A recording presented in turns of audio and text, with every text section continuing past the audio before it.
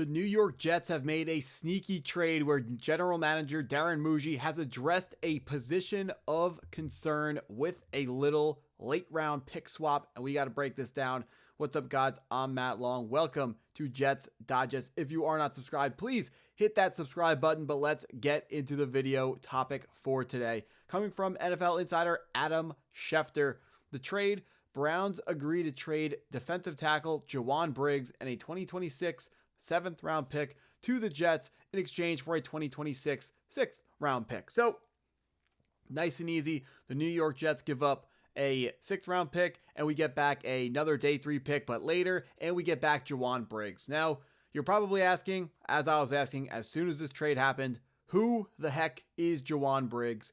Who he is he was a 2024 7th round pick out of the University of Cincinnati. If you want to take a look at what he did there while he played in Cincinnati's first year in the Big 12, he, didn't do a whole lot, but he had 2 sacks, 27 combined tackles, 9 solo tackles. Stats aren't amazing, but he was drafted because the Cleveland Browns thought that he had some traits that they could utilize and figure out a bigger role for him in the NFL than what his role was on the Cincinnati Bearcats. But what he brings to the table is he is a run stuffer. So the tackles and sacks may not be there, but he is kind of there to dissuade people from running away from him. And something I found very interesting was if we look at his PFF profile grades, he graded out extremely well for a player drafted in the 7th round, a 72.2 overall grade, which was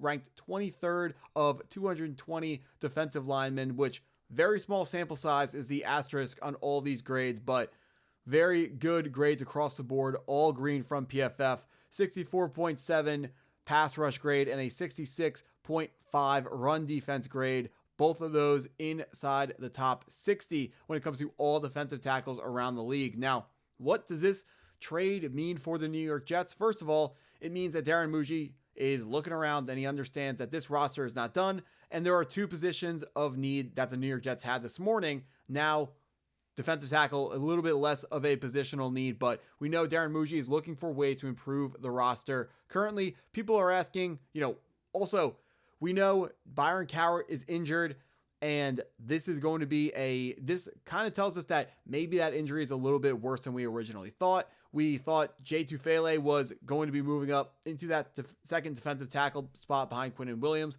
Maybe the New York Jets organization is not as high on all the guys after Jay Tufele. A name that has been kept being brought up is Derek Nottie. I'm seeing some people think maybe Derek Nottie isn't going to make the roster because his run defense has not been as strong as it was initially projected. That makes a ton of sense to me because when Derek Nottie was signed as a free agent coming over from the Kansas City Chiefs, I did expect him to be a force in the run game, and he hasn't really done that so far in the preseason games and reportedly at practice. So maybe his role isn't as solidified as we originally thought, but like I said, there were 2 positional needs this morning, defensive line being one of them, interior defensive line being one of them, and the other one being wide receivers. Everyone loves to talk about the fact that the New York Jets are in the market to pick up a big-time wide receiver as well. I know people want to talk about Chris Olave. They want to think about Terry McLaurin. When it comes to Terry McLaurin, I don't understand why he would not be re-signed. One thing that is important to note is their GM likes to play hardball. Reportedly, I haven't talked to him. I haven't negotiated with him, obviously, but from the people who have, the reports are he likes to play hardball. He doesn't want to get pushed around, and he might be using this Terry McLaurin negotiation to send a message, which leaves the door open a little bit for Terry McLaurin to get moved, but it makes too much sense looking at it from not a New York Jets fan's perspective, but an overall just what I would do if I was the general manager of the Commanders. I wouldn't understand ever why Terry McLaurin, you don't just say, we're going to pay you this money because you deserve it. I understand you pay people for what they will do, not what they have done. But Terry McLaurin is like the poster boy for what you're supposed to do. And signing him, to me, seems like something you do to prove that your organization is truly on the up and up, even though we clearly can see that the Commanders are moving in the right direction. Locking down a guy like Terry McLaurin, who worked hard, played hard, and kept his mouth shut when the team was going through some of the worst turmoil in the entire National Football League. That guy deserves to get paid. If he doesn't get paid, the New York Jets can probably ship over a second-round pick for him, something in that neighborhood.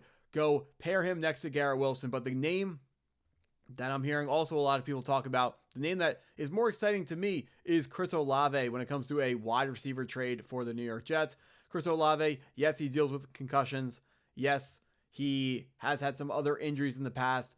The way I see it, if you don't have injuries or concussions like that, there is really very few ways where a player of the caliber of Chris Olave and the age of Chris Olave is ever available on the trade block. Again, if I'm the New Orleans Saints GM, there is no reason why I'm ever trading Chris Olave unless they have some medical information that we don't have, which is absolutely possible. That can make Chris Olave available. But with a trade, they always have to pass a physical, and our doctors would have a chance to look at Chris Olave and determine whether or not he is a medical risk, and they would be able to tell, don't make this trade or do make this trade, and they would probably find whatever medical issue the Saints are trying to hide by trading him away. The Saints need a wide receiver one for Tyler Shuck if he's the future, or whoever they use their first round pick on.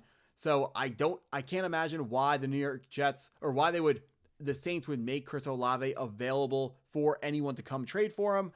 I also think he would only go for a first round pick. The Jets right now are not projected to have, or they're projected to have an early first. So Chris Olave, he's worth a first, but he's not worth an early first. We can't be giving our first round pick away. Our team is not good enough. If we are at the trade deadline and the Saints are really bad and we are somewhere around 500 or, just one game over 500 or just one game below 500, and we are looking at our team and say, we are one wide receiver away, but it needs to be a really good wide receiver, then I would love the idea of trading that first round pick for Chris Olave, should he be made available, the very important asterisk to put on top of that. But like I said earlier, this trade shows us that Darren Mougey is thinking, shows him that he is still looking for ways to improve this roster. He's not just going to sit back and say, whatever happens, happens. We have our team. I'm happy with it. He is not satisfied with the way this roster looks. And it just makes a ton of sense that wide receiver is the next move, whether it's depth or a wide receiver, a really good wide receiver, like a wide receiver 2. No question we need to add wide receivers to this roster because we need to give Justin Fields the best possible chance to work out, the best possible chance to have a full-time career in the NFL, especially for the New York Jets. Again, don't want to get into a situation where it's like Sam Darnold or Geno Smith where they go find success somewhere else. I'm sick of watching that. The New York Jets need to do a better job of putting our own players in the best possible position to succeed instead of just going through the hard times with players and then giving them away for them to be successful somewhere else. Justin Fields, he's a quarterback who has struggled pushing the ball down the football field. Let's get him some more pass catchers so he struggles as little as possible, and we can put ourselves in a position where, should he struggle again, we know that it is him who is not playing well enough, not the situation around him isn't good enough. That absolutely cannot happen. The worst possible thing that can happen this season is we get to the end of the year and someone asks, is Justin Fields the future? And you say, I don't know. That can't happen. You have to figure it out one way, yes or no. Even a no is better than an I don't know. Of course, the best possible outcome is Aaron Glenn's a great head coach.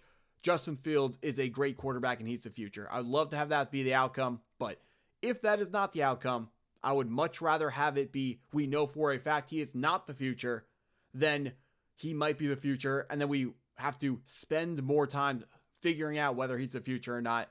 We still got Sauce Gardner and Garrett Wilson on their rookie deals, but their contract extensions will be kicking in pretty soon, and we want to make sure we have a quarterback of the future locked down when those contracts come in. We don't want to be wasting anyone's careers. We're not the Cincinnati Bengals. We don't waste careers here. Look at Joe Burrow's career getting wasted. New York Jets, we got to do this thing right. Let's give our quarterback the best possible situation that he possibly can have. I really like this trade. Didn't cost a lot. Helped the position of need. Now let's go out and attack another position of need. If you watched this far into the video, thank you for watching the video. Please hit the like button if you have not already. Hit the subscribe button if you're new to the channel, and go Jets.